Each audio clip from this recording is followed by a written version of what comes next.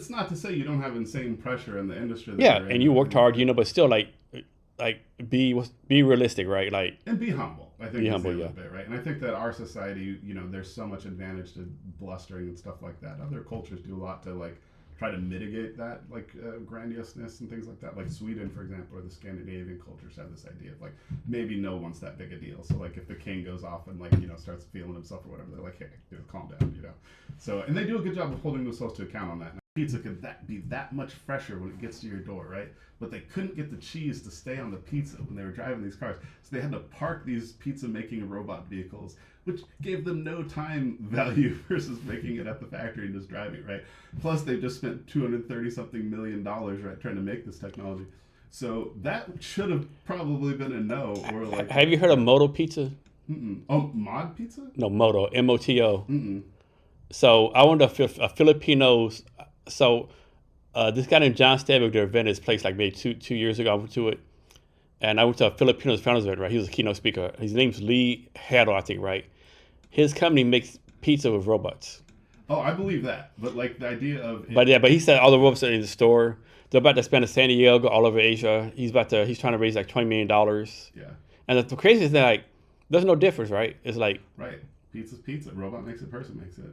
It's the fire, the wood fire oven. Shout out to the great people making pizza out there. But it's like, but the idea of doing it on the go, that was going to convert value for it. So it should have been something that was like taken more seriously in like the early stages and like proven out, right? But it's did they do like product market fit surveys, like basic economics? So I think just because the zero interest rate policy, like people are like, oh sure, pizza, I like pizza. He doesn't like, oh, this guy's got a robotics degree from worked with NASA for a little while or whatever, and so now you got your pizza thing going, right? But it's like, that $230 million could have been, early stage capital for a lot of companies that were doing things that were going to revolutionize humanity. So this is a good switching point, right? Yeah. So I'm a firm believer, like a lot of like VC funds, tech people, like what problems are really solving, right? Like do we need another dating app?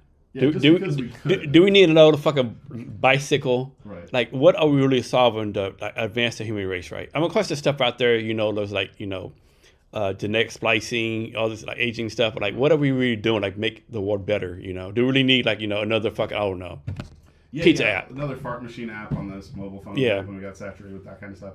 But it's like what I think is like the better way to approach the conversation of maybe we should critically evaluate like what we're allocating time and resources to is just asking those questions like.